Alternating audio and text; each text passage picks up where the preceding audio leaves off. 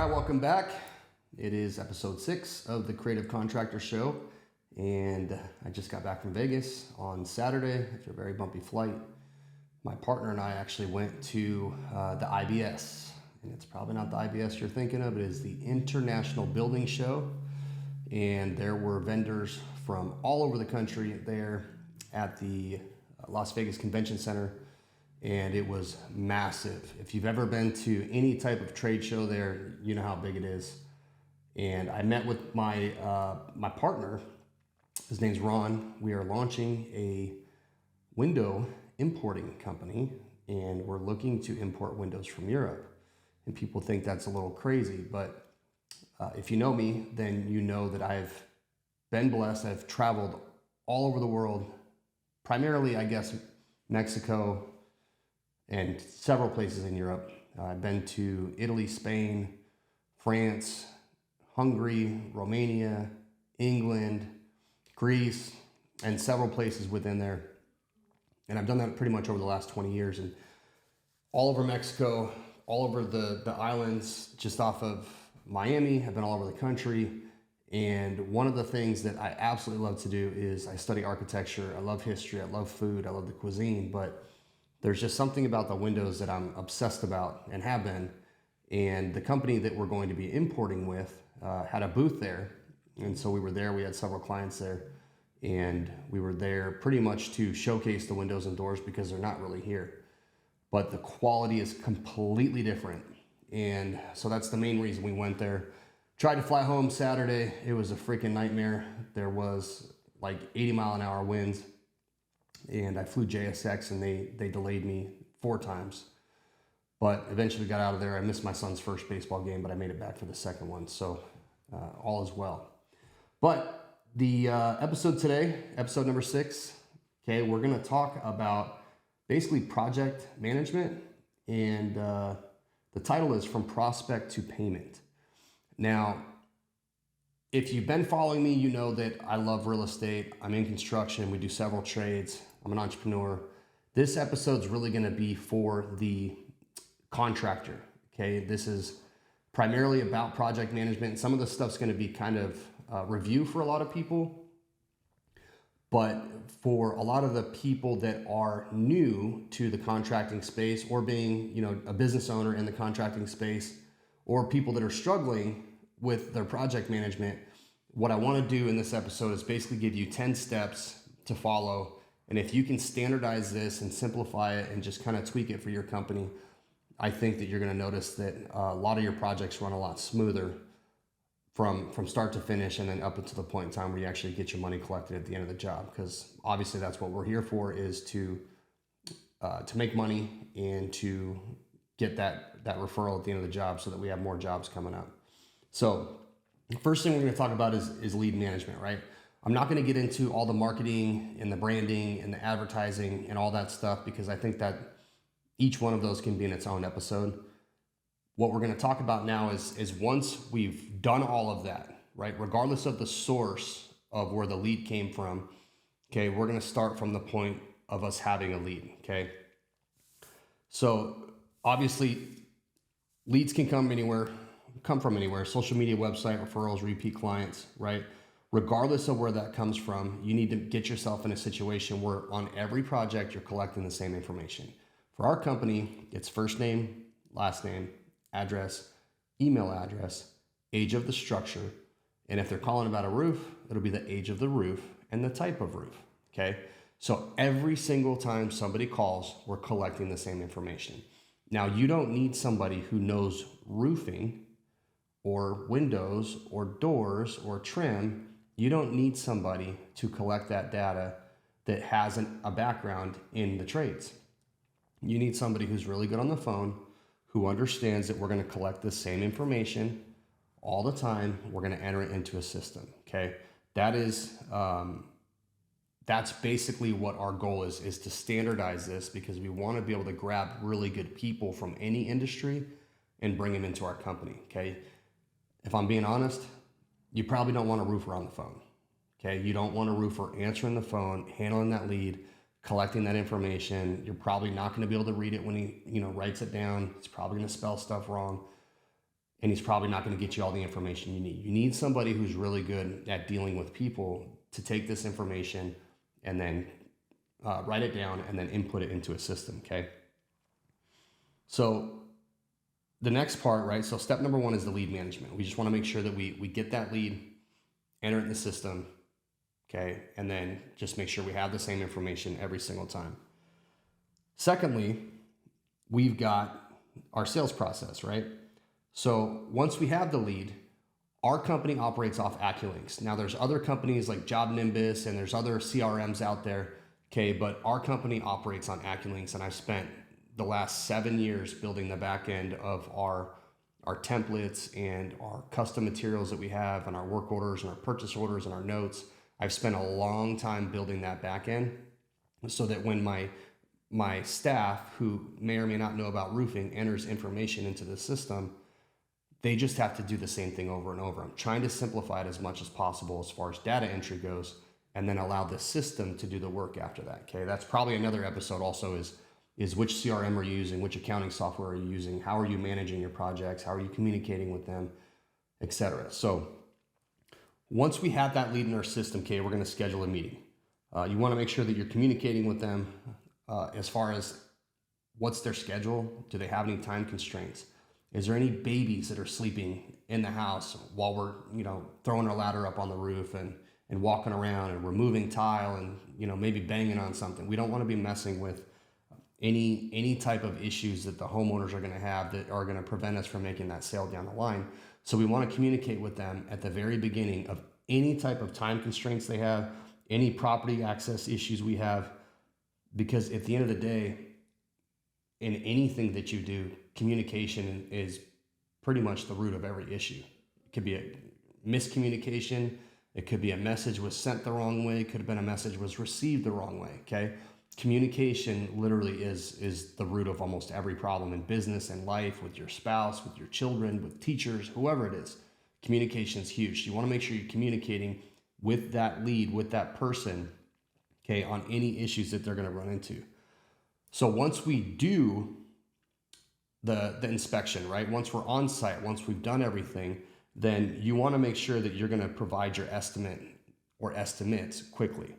Now, our company historically for the past 7 years has been built on a B2B structure. Okay, we don't follow a traditional B2C structure, and we also don't follow a traditional like storm door knocking structure where you're selling to insurance. A lot of my clients historically have been business owners or construction companies or hotel owners or whoever that is. So our sales process is going to be a little different. But typically, in a traditional sales process, if you're dealing with an owner that found you on Facebook, Instagram, website, etc., generally speaking, you're going to have a good, better, best offer.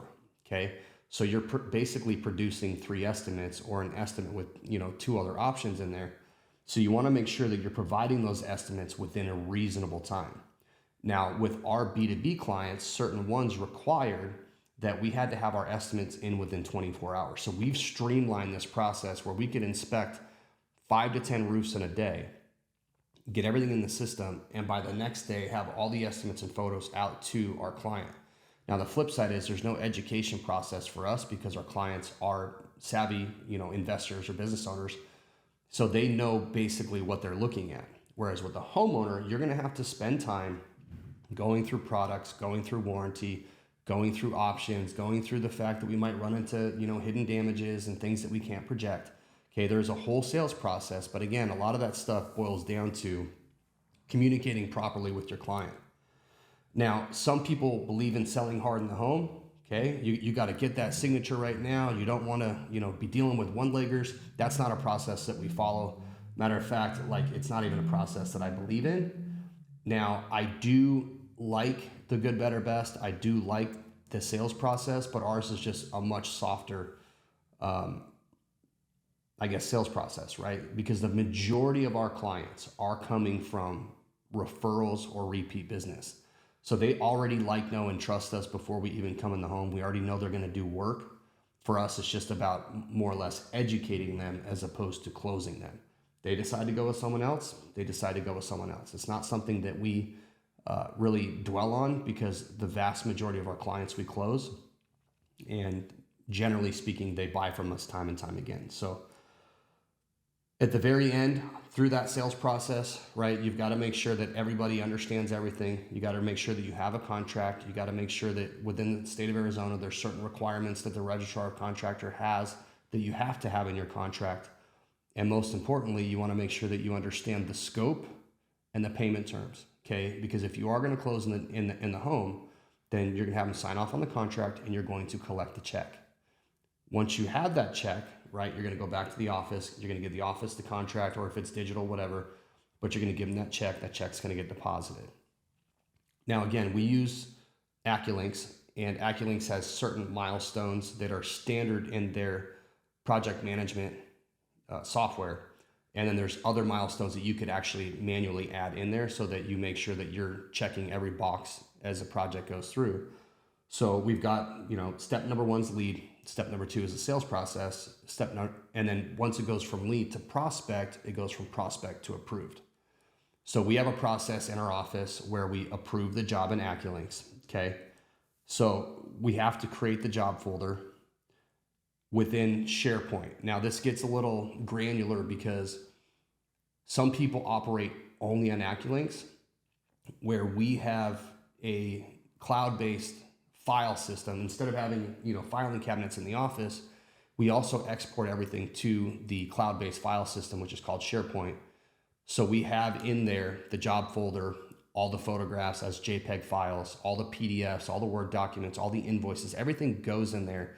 So we actually file everything. And then AccuLinks does all the project management, and then we do our accounting separate in QuickBooks, okay? I know AccuLinks will communicate with QuickBooks back and forth, but we had started with QuickBooks from the beginning. We added AccuLinks probably 2 years in, and for us to go back and merge them or convert to online versus desktop with QuickBooks, it just caused a problem. So for us, it's a little more cumbersome. I know we're doing double or triple work, okay, but we run AccuLinks and we run QuickBooks.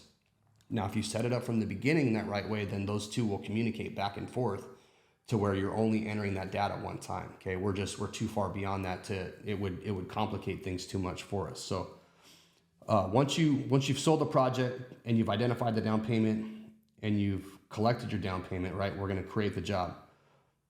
Once in our office, the contract is the scope and terms. Then our office will send out a separate document. It's basically a finish sheet where the client identifies the shingle color, the edge metal, size, edge metal color. If we have a flat roof, what color that is. If there's a metal roof, what color that is. And all of those are on the same document. It's a fillable document for us where we send that out to the homeowner and we make sure that the homeowner signs off on the finishes so that when it comes time to do the job, everybody knows and understands that they've approved that, and we make sure that that product is delivered as promised, okay? So at the beginning, as a smaller company, you're probably going to do this yourself. You're going to handle the entire process from getting that lead and collecting your payment at the end. It's probably going to be you. But as you're setting your company up, you want to make sure that you dock it out, okay, that you write everything down so that at a certain point in time, you can hand it off to somebody.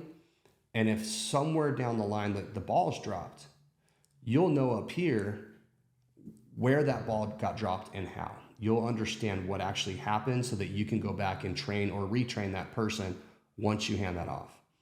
So as you grow, then you're going to have, separate, you're going to have a sales division. You're going to have a project management division. You're going to have an accounting division. You're going to have a, collections person, and you're going to have all these different people working for you that are running all these different tasks. But in the meantime, you've got to build up to that. And so you've also got to manage it, right? You're going to be the guy that's out there selling the job, maybe doing the job, and then trying to collect it while you're selling the next job at the same time. So the more that you can dock this out and the more that you can standardize it, the better off you're going to be as a operator of a company. So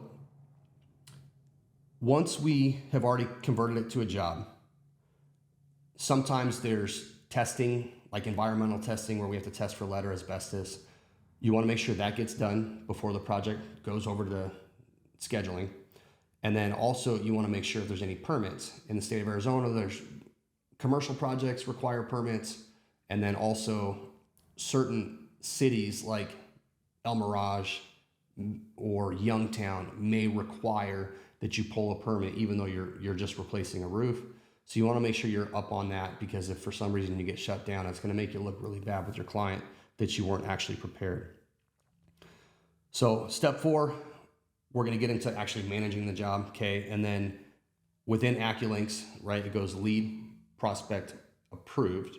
And because of the way that we've built our system on the back end, once the contract is created, then we actually itemize all of our costs in there, and then we set them up between material and labor. So once that job is approved, then our material order, our purchase order is already completed.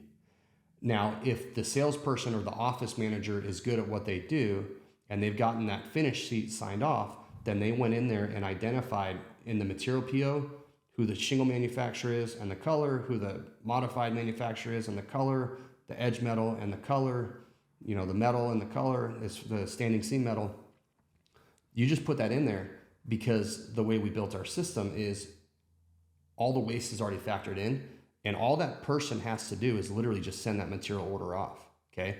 Again, the person in your office that's running the job, they don't have to understand the trade that you work in. Okay. They just have to understand data entry, communication, and project management, right? And how to click buttons, basically. Once the material order goes out to the supplier, they have it. We're not going to schedule that yet because we're going to look at our labor, right? We have to make sure we can actually do the job. The way that we found is the best way to schedule our jobs is dollars per day, okay? And I'll give you an example of that. If we have, let's say, a $12,000 re-roof, we know that we can do $3,000 per day of work. Now that rule of thumb doesn't always apply, and it's going to be different for wood shakes and it's going to be different for metal, right? Because of the amount of work that you can get done in a day. But for instance, on a shingle roof, if it's $12,000 and we do $3,000 per day, we assume that job is going to take us 4 days for that one crew. Obviously, we're going to plan 5 days because we want to make sure we can get the cleanup done. But from a scheduling simplicity standpoint, we want to know that we're going to start that job by Monday, finish it by Friday, so that we can schedule our next job for that crew on Monday and Friday. And if you have 30 crews, it's just simple math. Now, again, our office person who doesn't know about roofing understands math, and they know that they can schedule that job dollars per day. Now, our repairs, if it's, let's say it's $500 per repair, because we have package 1, 2, and 3, then that repair, generally speaking, we're not going to do more than 3 of package 1 per day. That's $500 times 3, that's $1,500 because of travel time, right? Especially in Arizona, it gets hot. Like, it's just, we're not going to be able to do that. And then our package 2 is about $1,000. We're not going to do more than 2 a day. Very rarely will we do more than 3 package 3s a day because those are much more technical repairs. They're more time consuming. And with drive time and all that stuff, it doesn't work out. Sometimes we can do like a package 3 and a package 1, but we have to be really cognizant of the schedule and the work for that crew for that day to make sure that we can actually service the client the way that we need to. Because if you get off on your schedule or you mess up, it can ruin things down the line. So again, the purchase order is going to go off to the supplier. Once we know the delivery or the schedule for the crew, then we're going to schedule the material to show up. And depending on the job, certain times we will actually have the material just sitting there and the crew shows up and they'll just have to move it. Sometimes we'll have it show up the same day so that the guys can get there, tear the roof off, and then dry in the top part so that the shingles can be loaded at the top, and then they don't have to move it. It limits the amount of work that the crew has to do that they don't technically get paid for. So that really boils down to project management, communication, making sure that you understand with the crew what they have going on. So one of the best things I think you could ever learn to do is identify dollars per day that you can schedule on, because it takes the the thinking out of it for that person who works for you that doesn't understand your trade. And then if you can utilize the system and simplify things for them, now you're as the business owner, as that's, as your team grows, you're touching those jobs less and less and less. And let's say I do 1,000 jobs in a year. I probably physically am involved in maybe 30. And that's just because they're very, very large, complex projects. So imagine the amount of work that you can do if you're involved in, 1% or less of your jobs. Okay. It allows you to go focus on your business. On the top side, it allows you to invest your money and focus on other things. Okay. So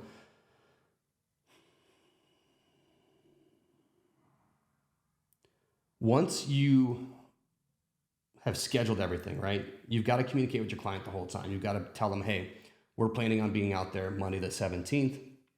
We plan on being done by the 21st, most likely cleaning up, final job walk on the 22nd. Are you available on the 22nd? Set that up from the beginning.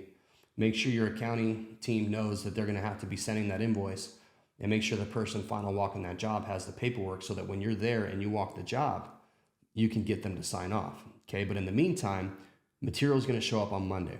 So your field person, your inspector, your salesperson is going to show up with the purchase order, okay, that was based off the contract and the finish sheet.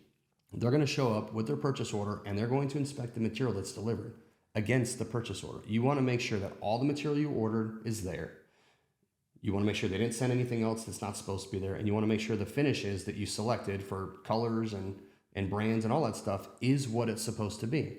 Okay, you're going to sign off on that. You're going to photograph it. You're going to document it. You're going to upload it into the system that you use to manage your jobs, because that's just a check and a balance to make sure that you've got everything there that you're supposed to have. Okay.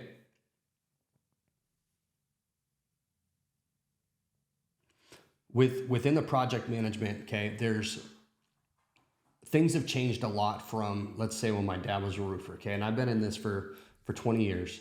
And he was in it for probably 20 years before that, right? I'll be 40 this year, and he's been in it my entire life. And back in the day, you've got to have this entire huge field management team that's always constantly actively involved with everything. And what that does is it creates overhead, okay? It helps with quality control, and it helps with project management if you have the right people. But what I found is a lot of these guys that are superintendents, they were really good roofers, but they're not good at communicating. They're not good at project management. They're not good at running other crews that were not immediately below them. They end up butting heads. They're not great at dealing with the office. And so what's happened recently in the last probably 5 years is technology's been used a lot more. And especially with, let's say, AccuLinks, all of our crews are in AccuLinks, and they receive their job assignment, and they receive all the scopes and everything. And we can communicate within AccuLinks with the crew, with our homeowner. It tracks everything to the job, daily updates, as far as photographs and hey, we got to replace plywood. All that stuff is tracked within the tech, which means we don't have to be on the job site as much, because I can sit behind my computer, or the project coordinator can, or the project manager. We can look at the photos, we can communicate with our team and the client at the same time, and have real-time photographs and notes. And the technology is really starting to take over. It can't replace, being on the roof or on the project, right? But it tells a story. It tells a very, very accurate story, depending on how your people are trained to utilize the tech. And if you use the tech the way it's intended, then it'll save your butt. It'll help simplify things, especially when you're growing. You're almost better off investing in that tech than investing in a person at the very beginning. That's just my opinion, but not everybody is going to agree with that. So as far as our crews go, the first person I hired 20 years ago still works for me. My repair guy has worked for me for probably 18 years. My foam guy's worked for me for almost 20 years. He worked with my dad for 20 years before that. These are all people that have grown with us and have done thousands of jobs for us. So we sleep really well at night. Even if, let's say, we don't get to the job because we're so busy, or we're out of town, or things are going on in a different part of town, even though we might not get there every single day, we know for a fact, based on experience and the lack of callbacks and the lack of warranty issues we have, that our crews are legit and they're getting the things taken care of. Now, at a certain point in time, we will be there, but we're not touching every single job every single day physically in the field. Okay. We rely on the expertise of the people that work for us to do that. Okay. So the next thing is it's kind of common sense, and this goes through the whole project. It's communication. Okay. Step number 5 is making sure that you are communicating internally and externally throughout the entire process. Okay. It's not just with the homeowner. Okay. But you have to inter-company communicate between sales, production, accounting. Is there any quality issues that we have? You have to be talking to the subcontractor. You have to be talking to the delivery driver. You've got to be talking to the neighbors. Okay. You have to make sure that you are communicating with everybody everywhere the entire time. Again, utilizing tech. It's really easy to send a text message. AccuLinks now has a text tool that allows you to opt your clients into text. And what we found is they absolutely love it. Okay. A lot of people are working during the day and they can't answer the phone, or even if they're working from home, they're there, but they can't be available, but they can easily answer, hey, thanks for letting me know that you're going to be in the backyard, or hey, thanks for letting me know that we need the car moved so that we can clean up. Like whatever that is, it's really easy. But communication, it's one of the most common, failures that occurs on a project. Delivery doesn't show up. Why? Because the supplier didn't call you to say they had a flat tire. It's just one of those things where you have to constantly be in communication. Number 6 is quality assurance. Regardless of how many times you've actually been to the job, photographed it, documented it, you have to final walk the projects. Okay. You've got to make sure that your client is happy with the work that you did. You've got to make sure that, they don't have a piece of paint that's going to drive them nuts because they might be the type of client that doesn't want to bother you. Like, it's our job to make sure that you're happy. Like, that is our job as contractors, is to make sure our clients are happy with the project we did. But some of your clients do not want to upset you because they appreciate all the work that you've done. Okay. But then there might be this one little piece of metal or this one nail that, was sticking out. They don't want to bring it up to you because they're afraid it's going to hurt your feelings, or it's just not in their nature. Okay. But if you walk that project with them and you make sure that they're happy and you have them sign off, even though it might come up down the line, you at least know that you did your part to make sure that they were happy. Okay. You can only control what you can control. You cannot control their demeanor. You cannot control the type of person they are. Okay. They might get on Facebook and slam you because you didn't clean up that nail. But if you come on there and say, look, man, we signed off on that. You've done everything that you should, or you could do. Okay. You can't foresee certain things. So step number 7 is risk management, right? Risk management is kind of one of those overall things like communication that has to be kind of ingrained into your internal and external team. Okay. You need to make sure that everybody is looking out for ways to limit risk. Okay. That starts with having a conversation with the homeowner. Hey, do you have any dogs? Do you have any children? Is there going to be any minors home when you're not in the home, when you're gone, but we're actually working? Okay. We need to know all these things. We want to make sure they're not parking in the driveway, so we're not, running over nails. Like, you have to make sure that you communicate this with your team, your subs, your supplier. We're going to end up driving a truck onto your driveway. Your driveway's pristine, except there's a crack there. I want to make sure that you understand there's a crack in your driveway. And once we drive this, 80,000 pound truck across it, we're not liable for that crack because it was already there. But if you don't document that, you don't have that conversation with them at the beginning, trust me, you're running the risk of being liable for that on the backside. And I've had to pay for stuff like that. Okay. So we have to make sure that we're documenting this. We have to make sure that, if your subs show up and they're trying to do the job, but they're like, hey man, I can't get on the roof because this piece of plywood or this rafter's broken. Like, we've got to make sure that we communicate that from start to finish. And anything that we don't want to be liable for, we have to make sure we sign off on that. So step number 8, right? Assuming the job was done, assuming everybody was safe, assuming we had no issues, we want to make sure that our client is satisfied. Okay. So once the client has contacted the company, whether the project was awarded or not, and regardless of the phase, you should be constantly talking to them about their satisfaction, where improvements can be made, and any issues they've had. Okay. If you ended up not selling the job, ask them, what did we do that prevented us from getting this project? What did we not do? What did our competition do? Did we not communicate? Did you not like the color of our brochures? Maybe it's the person that was sitting across from you. Whatever that is, identify what that is so that you can train and retrain your people down the line. You want to make sure you address these concerns head on and document as best as possible. And then once the job is done, okay, and you've addressed these concerns, okay, maybe after a punch list, once you've addressed these concerns, make sure they are satisfied. Make sure there are no other issues. See what it's going to take to get a referral down the line, okay? Step number 9, closing out the job. Let's, again, we're going to walk this project with the client. We're going to take completion photos. We're going to make sure there's nothing else out there that's going to be a concern. And we're going to make sure that we get them a certificate of completion. Sometimes the insurance companies require that to issue payment. And so some clients might want it, some clients might not. But at the end of the day, you want to make sure that you've completed the job according to the contract. Make sure there's going to be nothing else that's going to hold us up from getting paid, because at the end of the job, we want our money, okay? And that's the very last part of this. Within AccuLinks, it's lead, it goes to prospect, the job's approved, we schedule it, do all the work, we complete the job, right? And then once it goes to completed, our internal office is notified that they have to invoice that job. Now, we don't want to put the job in completed if we have a punch list left, because a lot of times the homeowner is going to get pretty upset if they get an invoice and the job's not done, okay? Homeowners are very different than dealing with business owners or contractors or people that have been in the trades before, because they have the experience of doing this probably more often than not, whereas a homeowner might only replace their roof once in their whole life.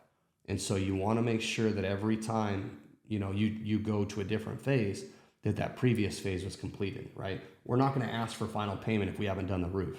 We're not going to ask for final payment if there's a punch list. We're not going to ask for final payment if the client still has things hanging out for us to do. But once we do, we want our money. Specifically with homeowner clients, we don't extend terms. Now, we have other clients that have terms, 10, 15, 30-day terms, but homeowners, our payment is due upon invoice, okay? We should have done everything the right way to make sure we can get paid at the end. Once that invoice goes out, we need to collect our money, okay? So as far as the method of invoicing, some of the guys will show up at the very end with a paper invoice when they do their final walk, and then they'll get the check. Some people are paying credit cards, so it comes digitally. Either way, you want to make sure that you get that final invoice collected, and then once it clears the bank and it's cleared your accounting software, just send them a note that says, hey, thank you for your business, okay? Here's your paid in full invoice so that you have a record of it, okay? And here's your warranty, because on replacements for us, they come with warranty. Might be shingle manufacturer, might be a metal manufacturer, whatever, and then you're going to have your labor warranty with that. Even though it's probably on your contract, get in the habit of sending that out at the very end, because if not, hey, so-and-so, I just sold my house. Can you send me a copy of the warranty? Well, if not, then you're going back and looking at paperwork and trying to figure out, hey, was this a 2-year or a 5-year, or was it a repair? There's no warranty. Like, it complicates things if you don't just have that part of your process, okay? So I would just always get in the process, or in the standard operating procedure of sending the invoice out with the completed invoice or the cleared invoice, so that they have a record of it, and it basically closes out the job. From there, if you can, try to get a referral, try to get them to go on Facebook or Google and write you a recommendation, because however many reviews there are, that kind of dictates the work that you get, and then you start that whole cycle all over. So this has been, for the most part, the way that we run our operations, right? Now, we are not perfect at this, okay? We are always working to get better. We just had a job we did last week where it's people I grew up with. They owned the #1 Mexican restaurant in town. I've been buying food from them for, 22 years, 23 years, okay? And now I'm replacing 2 roofs for them on real estate that they own. And the supplier sent out the wrong color, and my guys installed about 1/3 of the roof. We didn't check the material. We had everything signed off. We had everything done right. We ordered everything right. Supplier dropped the ball by sending the wrong stuff, and we didn't communicate it with our sub, and our sub just, install it. So what do? We call the homeowner, hey homeowner. And I'm not in a part of this communication because my project coordinator is in charge of all the communication with the crew, the owner, the tenant, and the supply house, okay?